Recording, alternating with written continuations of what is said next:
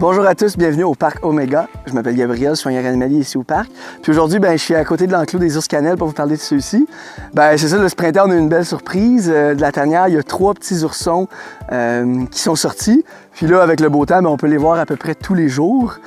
Si vous venez, vous allez remarquer, ils sont à peu près toute la journée, tout le temps, au sommet des arbres. Alors, il faut vraiment regarder là pour les voir.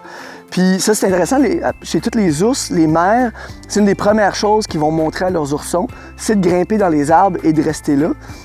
Ça va permettre aux petits d'être protégés des prédateurs, qui vont principalement, en fait, être les autres ours. Donc, un gros ours mâle, ils pourraient les voir comme un futur compétiteur. Donc, eux, ils vont rester haut dans les arbres où ces ours-là ne sont pas capables d'aller les atteindre, en fait.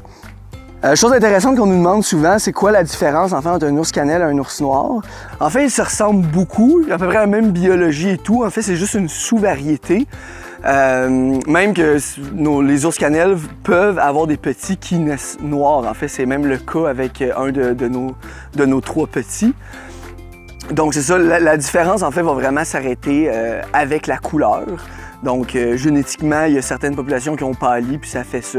Une des raisons qui serait avancée, pourquoi, c'est que bien qu'on en trouve, en fait, partout en Amérique du Nord, il y en a quand même plus dans l'Ouest américain, dans l'Ouest canadien.